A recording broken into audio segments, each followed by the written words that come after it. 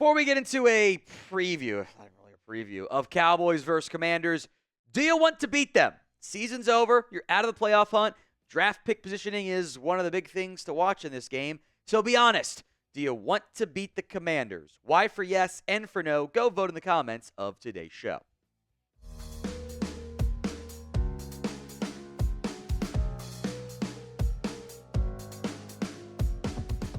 It's kind of a preview of Week 18. The Commanders are 6.5-point favorites. That line has seen a lot of action. It has gone up, mostly because the Commanders have said they will play to win in Week 18. They do have some seeding implications, 6 versus 7 seed. Cowboys do not have any seeding potential impact here in the final few games of the season. Week 18, it's a bottom 5 defense, even it may be league average since getting some players back healthy who are also now a bit banged up. The offense has continuously not been a good unit. You can even look beyond scoring offense, just like yards per play, EPA per play, success rate. It's all actually pretty low against the Commanders team that is in the playoffs and fighting for seeding. Some injuries to watch in this one. Kemon Hall remains out with his hamstring injury. I have my doubts he'll be able to play in the finale. Otherwise, I think there might have been a decent shot he would have started, given the cornerback issue, which we'll spend some time on here. Nick Vigils remain limited. Chuma Edoga has been limited. Princeton Fant was upgraded to full, but has been a scratch in a lot of games. Donovan Wilson's still limited. We'll see if the Cowboys play it safe there. They'll very light at safety. Nick Vigil. 2 new additions as well. Micah Parsons went from full to limited with a wrist injury. And Mozzie Smith went from full to limited with a pelvis injury. I don't quite know how that injury would have happened. You can probably get your jokes in. Now, this also might be the Cowboys laying the groundwork for, hey, Micah Parsons got 10 sacks and we pulled him out of the game because he got the 10 metric and we're not going to risk jeopardizing 2025, which is a good idea since Micah and Mozzie are one of the few front 4 players you have under contract next season. So what to watch for in this game? I think this is the number one most important thing. Get out of this game with no new major injuries. No season end, no potentially 2025 ending injuries. Nothing, I'm not even going to say the names, but nothing would be more disheartening than having another DeMarvion Overshown injury or Trayvon Diggs injury where a player you're counting on for 2025 goes down in an inconsequential football game. So that's number one for me. Fingers crossed. Nobody gets hurt. I don't want any of that. That would be a real heartbreaker for the Cowboys. Number 2 thing to watch and potentially cheer for is the Cowboys draft pick position. Now, we won't do our normal post-game reaction show Sunday. We'll do a draft pick reveal, like where they're at and some players to watch there. The Cowboys cannot get into the top 10 of the NFL draft order. It's not feasible for them because they're 2 games back of the Saints at number 10. It's impossible. So the range of outcomes for Dallas is as high as number 11 and as low as number 17. They're also 2 games in front of Seattle. It's not going to happen. Now, what you see on screen in parenthesis is the strength of schedule, and that is the tiebreaker for the teams that are tied with records. It's not head-to-head. It's a straight tiebreaker. Now, we won't know Niners-Cardinals until later on in the day. That's why I'm not doing it right after the game ends. I have to wait a little bit for this. If the Cowboys lose, we want the Niners to lose because that would move them up 1 spot. If the Cowboys win, we want the Cardinals to win because that would keep Dallas in front of Arizona regardless of what happens with the 8-8 teams going on with Miami and Cincinnati. Although those teams can jump in front of you if you win as well. Bengals, Dolphins, Falcons. Bengals and Dolphins both have stuff to play for, so in theory they might be able to win those games. Also cheering heavily for a Colts win. There is a scenario that's not that outlandish for the Niners and Colts to win, Cowboys to lose, and Dallas jumps to pick number 11. Not a bad thing in the end. Who you got in this one, though? D for the Dallas Cowboys, W for the Washington Commanders. Let me know in the comments section of today's show. Other things to watch for are little milestone metrics, incentives that are at play for this particular game. Micah Parsons is a half sack away from becoming the 4th player in the NFL since started tracking or 5th player since tracking sacks in the NFL to get 10 in each of his first 4 seasons. Probably means a lot to him, which I don't blame him at all. It's a good milestone. He might get the sack and then pull him out of the game. That's what I would do, frankly, if you can get him. Rico Dowdle needs 1 yard for the most since 2019 among all Cowboys runners. How about that for a stat? And then Cooper Rush has the 55% playtime incentive. that he has to play every snap and play a lot of snaps on offense to get there. TBD if he will. The Cowboys can also just simply give him the extra $250,000 like a good organization does, and it's the non-factor at all. Number 4 thing to watch is McCarthy's play calling and his decisions. How does he attack the final game of the year? Are we going to see a bunch of trick plays because it's one last game for the Cowboys season? Which I actually don't hate that idea because it's fun and it doesn't really matter anyway. And if the worst case is you lose and you get a higher draft pick. So I am curious how Mike attacks these final couple games of the season. Or final game, I should say, of the season. Prize Picks is the best place to get real money sports action.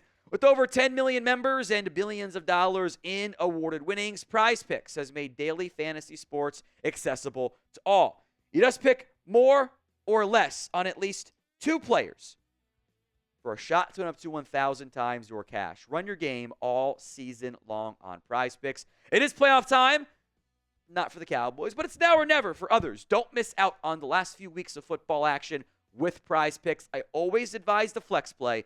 That way, if you get one wrong, you still come out on top. So my boy Jack Lotteray, who's been on a heater with said flex play, has this as his lineup. Derrick Henry, less than 90.5 yards on the ground. The Ravens are 18.5-point favorites right now. They might not have to play their starters the entire game, and they can lock up the AFC North. Jaden Daniels, again, we'll see how much they ask him to run in a game that doesn't matter as much as the playoff game, but still matters. And then more than Justin Jefferson receiving yards. Lions have not had the best secondary this year. They'll play a lot of man-to-man and do some blitzing. Jefferson could be in for a big-time game. Download the Prize Picks app over at prizepicks.com/CLNS and use code CLNS for a first deposit match up to $50 after you play your first $5 lineup. That's $50 instantly after you play that first $5 lineup. Link will be in the comment section and the description of today's show. Number 5 thing, who plays quarterback? How do they play? Let's see what happens on Sunday. Cooper Rush has been the starter. There's obvious incentives there. The Cowboys have not committed one way or the other. Mike McCarthy's declined comments at every given chance on who's going to play. I wouldn't be surprised if, like, Friday or Saturday or something, we learn.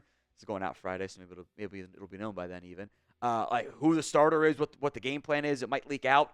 The way they're approaching it makes me think we might see Trey Lance, at least a little bit, let's have some fun in the final game of the year. Like, I don't know. I don't want to be mean, but I don't know if I want to watch another 60 minutes of Cooper Rush. It's just not fun. Like, he does a good job as a backup, but the way he plays is not entertaining to me. Especially with some of the limitation of this offense. He's just not a good deep ball thrower. And I kind of want to see Lance just take moonshots to different players all game and scramble and run around for his life. I don't know. That's very, very lame of me maybe, but whatever. It's week 18. Who cares? What is your confidence level in beating the Commanders? Scale it for me from, I guess you can do 0 if you want, but we'll do 1 to 10. Let me know in the comments of today's show. Let's talk players to watch. Number 5 is Tyler Guyton. I hope he plays the entire game because there's really no reason not to. Guyton's actually, people don't want to hear it, he's shown progress in the last couple weeks when he's been out there.